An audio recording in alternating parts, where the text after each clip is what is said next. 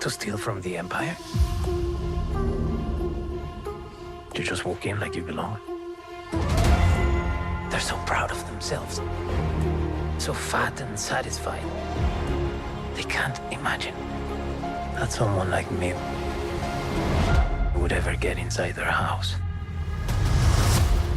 Cassian Andor. The Empire is choking us so slowly. We're starting not to notice. What I'm asking is this. Wouldn't you rather give it all to something real?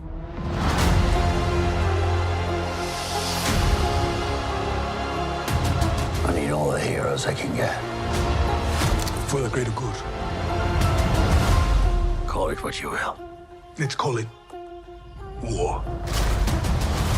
Hello and welcome to this What Do You Want to Watch Spoilercast for the Explosion Network's best TV series of 2022, Andor. I'm Ashley Hobley. Joining me today, Don Blatt. It's a wild turn of events, but we're here to talk about Star Wars being good. It's been so long. Yeah, so, of course, if you've been watching Andor, you should probably go check out our discussions over on Holocron Entries. We did episode by episode after shows discussing each episode, but, you know, turns out Andor, best TV show of the year. So we'll be, you know, give our overall thoughts now that we've got a few weeks to reflect on the series. So if you haven't watched it, please come back later. We'll be discussing anything and everything about plot themes and ending of the series. Yeah. With that said, let's jump to discussion of Andor, created by Tony Gilroy, directed by Toby Haynes, Susanna White, and Benjamin Caron. Written by Tony Gilroy, Dan Gilroy, Stephen Schiff, and Beau Willimon. Starring Diego Luna, Kyle Sola, Adria Arjona, Fiona Shaw, Stellan Skarsgård, Denise Gough, Genevieve O'Reilly, Faye Marsay, Varada Sethu, and Elizabeth Dulau. In an era filled with danger, deception, and intrigue, Cassian will embark on the path that is destined to turn him into a rebel hero. Dylan, why is Andor our best TV show of 2022? Because each and every week we did a little show called Going Rogue, and every week we'd come in going, man, this show's still good. Like, after the first few weeks, it was surprising. Like, you was happy to be like, especially like the first 3 episodes, you were like, hey, they were good. That was good. But the show just consistently got better and better and better. Like, especially once you got, after those first 3, which you were like, they weren't bad. It's just like, looking back, those first 3 are probably the worst. Like, not even like they're bad. It's just like, that was like such just set up show. And then everything from then on was just fucking bangers. Every arc, especially out there. Like, so it would come in and be like, hey, what do you think of the show this week?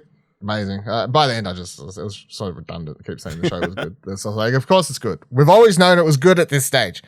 It's just crazy to me, the fact that not only is Star Wars good again, but that this show was as good as it was. So like, and it's mainly just because it's a combination of treating the show seriously, and not as a Star Wars thing. I think that's what led to its success. So Tony Gilroy set out to make a show with interesting and well thought out characters and use the world of Star Wars, but like brought it back to the way George Lucas would treat it, which is, you know, like envelop it with also a sense of our real world. Like, don't go too far into the, like, when it comes especially to the political scale of the Star Wars world, universe, whatever you want to call it, like, tie that back in, make it feel relatable to people watching at home. You can have the fancy stuff with the Force and whatever else, but like when you come to the rebellion and stuff like that, you know, like you always have the original Star Wars being tied into like Vietnam War and all these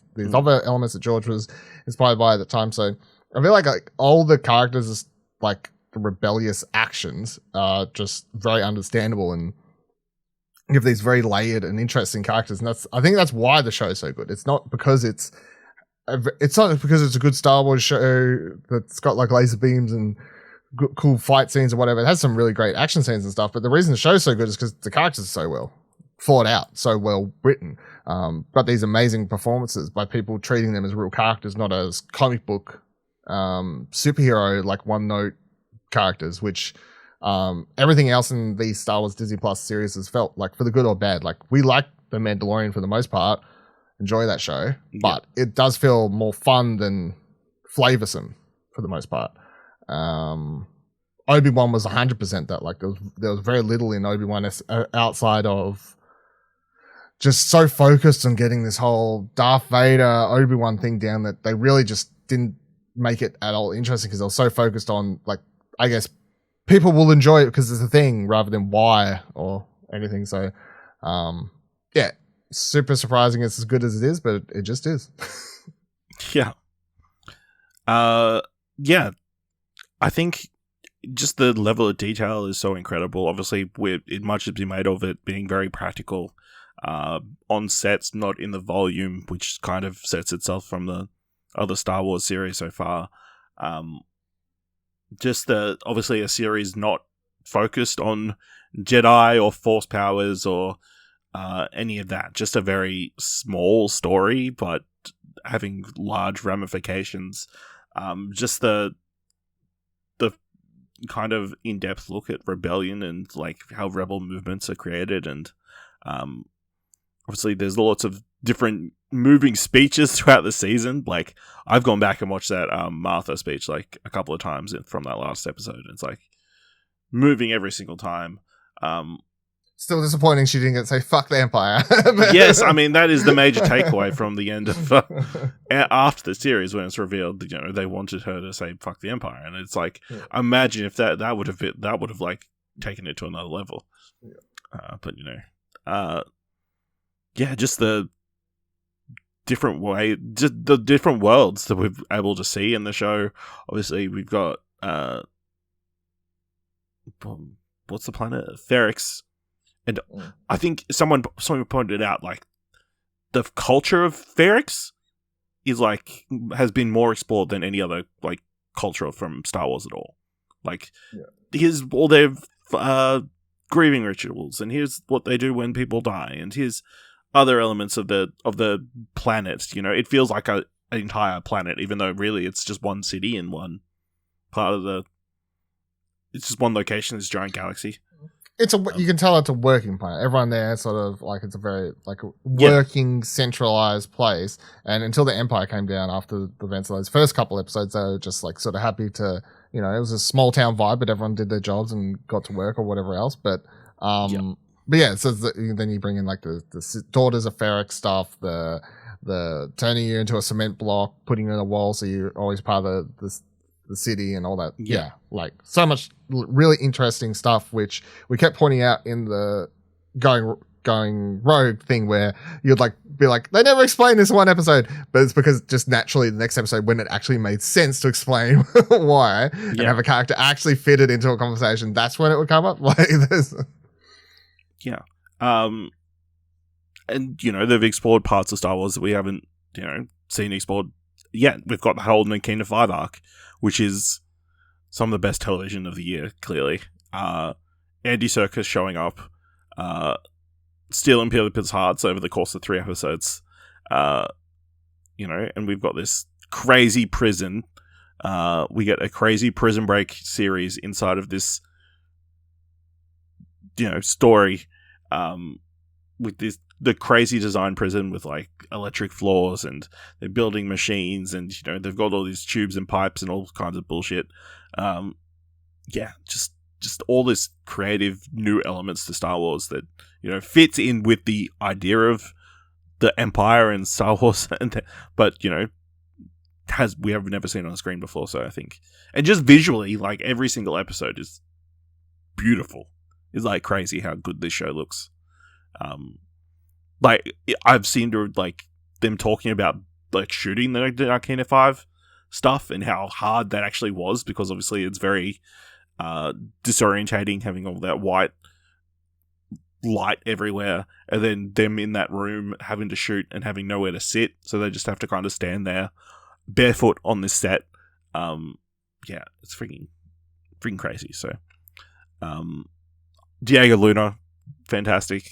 You know, I don't think he's not like I don't think there's like any amazing like standout moments, but he's just brilliant throughout the entire series as he slowly grows from someone who's just wants to get by to somebody who wants to actively be part of the rebellion. Yeah, I was gonna say it's not a loud performance, like, and it's not as like outwardly brilliant, I guess, is something you see like Andy Serkis's performance or anything. There's like no, that. he doesn't tell you how he's feeling. At any point, But you know what I mean? but the thing that makes his performance good is throughout the whole season, you fully are aboard his arc of this guy going from I don't give a fuck, I just want to escape, get rich, like fuck the Empire, but also fuck the rebellion. Like his arc and like the slow process of that works because of him. I mean, the same can be said for Genevieve O'Reilly. He gives us a fantastic performance, but it's not super showy either. So that's like another reason why maybe doesn't get as much shout outs. Yeah, absolutely. Well, Genevieve O'Reilly should have it as Mon Mothma, having this whole other separate arc to pretty much everybody else in the cast, of trying to funnel money across and like working within the Senate and having to deal with all these different parties. Again, bringing up another element of her culture and like her background, that being a big part of her story and her relationship with her child. And her marriage, I mean, all her like little spycraft kind of work, having to deal with being constantly surveilled and that kind of stuff is really fantastic. The surprise element of the show that we didn't like kind of see going in is the characters of old mates Cyril Khan and Dedra Miro. These two fascists who you love to hate. Right from the off, you're like, fuck this guy. Yeah, well, from the outside, he just plays such a wormy motherfucker, and you just know. And I'm glad that by the series end, I'm still like, fuck this guy, because it wasn't like, I've no regrets. Yeah, great performance. Dedra Miro, like, he's such a weird, interesting character, because obviously there's times where you're like kind of rooting for her against the other Empire people, but then you also remember, oh, she's an Empire person who's trying to kill our hero. Yeah, it's weird. You want her to succeed in her arc, but then your brain's like, if she succeeds in her arc over here, it actually fucks our heroes in the other part of the story. You're like, oh yeah, right. Yeah.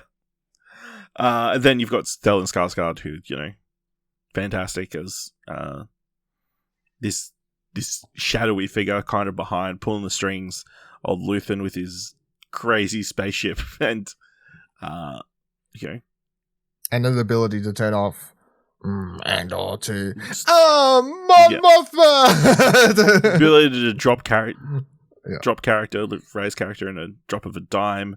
It's interesting to read all the different speculations around his character. And what is that? Obviously, we got moments with Saw Gerrera. Shows up briefly for a couple episodes. So that was really fun. And then Fiona Shaw, I think, fantastic in the brief moments that she gets to be in the series. I think I haven't gone back and watched it, but like I feel like those first couple episodes will hit even harder now, seeing knowing what's to come. That's Bix, no, whatever her name is, Bix, Martha, wasn't it? Oh, that's Fiona Shaw. Martha, Fiona right? Shaw, okay. Yeah, I can remember that actually. So that's fantastic. And we didn't even talk. We've obviously the show opens with him wanting to find his sister, and we get this flashback to Cassian as a young child. And there's a whole nother culture and element of the show that kind of never gets picked up again, but has its own complete story. I'm sure it's going to fine. continue through the next but season. That's again another entire culture that's completely different to anything we've seen in Star Wars so far. Yeah, that's really fantastic. Another element of the show that is fantastic is Nicholas Brittle's score. Like amazing music throughout the entire run, whether it's the crazy disco-esque theme that kind of opens the show that felt very Drive, or through to like that crazy futuristic marching band in the last episode. That shot of them, I think you pointed out during the actual episode, but I've gone back and watched it several times, that drone shot over the top as they're walking towards the square. They're playing this music. Fantastic. Like maybe one of the best moments of the year. Yeah. Yeah. So the music's actually, because what's so, like, that whole scene's just great because you get as I was pointing out when we talked about it, like, I just love stuff where the music that's playing in the world. Diegetic is the word. Like, diegetic actually music? Yeah. But yeah, it just works so well with everything that happens in that episode. So. Yeah. And again, like the writing in the show is fantastic. Just the ripple effects of like every single action, like rippling through the entire series. Whether it's obviously the big heist and what effects that has on every other planet throughout the entire galaxy. What changes to law enforcement and that kind of stuff gets made. Affects his mother, affects his friends, affects himself. Gets chucked to prison because of it. But even him, like, leaving that part when they're trying to escape in, like, the 3rd episode and then being able to trace it back, and, like, that's why Axis is able to come. They're chasing Axis on Ferrix. I think it's just a beautifully written TV series, obviously with so many amazing speeches. With a like Martha's speech, the kids like rebellion monologue or whatever. I can't think of the word. I can't. Yeah. Well. Yeah. Or like obviously Stellan Skarsgård's speech to his mole on the elevator on the bridge or whatever. Yeah. On the bridge. Elevator. Yeah. And then Andy Serkis's. Oh yeah, Narkina 5's like speech. 5, like over the PA system thing. Yeah. So many amazing moments. Yeah. So that's why Andor's our top show of 2022. Any other thoughts on Andor? No, it's really, really great. I just wish Star Wars was always as good as this, you know? I stand by what I've been saying, like I haven't changed my mind. I do think this is the best Star Wars thing we've had since The Last Jedi, as far as I'm concerned. So. Yeah. Very keen. And of course now they're shooting Andor season 2, so that's exciting, and it's got me more excited for Star Wars again. Like, obviously, we got the Bad Batch coming out later this early 2023. The Acolyte is set to be something completely new as well. Yeah, really excited for that. That's even The Mandalorian season 3. You know, I got my hopes up more because obviously that's going in a different. Depends how much Luke Skywalker I've got to fucking deal with. I don't think he's going to be in it very much. You know. He already got rid of the child, so. Fair. All right. Let us know what you thought of Andor. Let us know what your top show of 2022 is by going to explosion.com/Twitter or jump into our Discord at explosion.com/Discord. If you want to help us out here at What Do You Want to Watch or Explosion Network, leave us a review, Apple Podcasts or Podchaser. Leave us 5 stars. Anyone can leave 5 stars, or just tell people about the show. Of course, head over to explosionnetwork.com. You can support us by going to explosionnetwork.com/support, or you can check out all of our best of 2022 content by going to explosion.com/best of 2022. Thank you very much for listening. Until next time, keep watching stuff, I guess. As long as everyone thinks I'm an irritation, there's a good chance they'll miss what I'm really doing. What are you really doing? This is what revolution looks like. I'm tired of losing.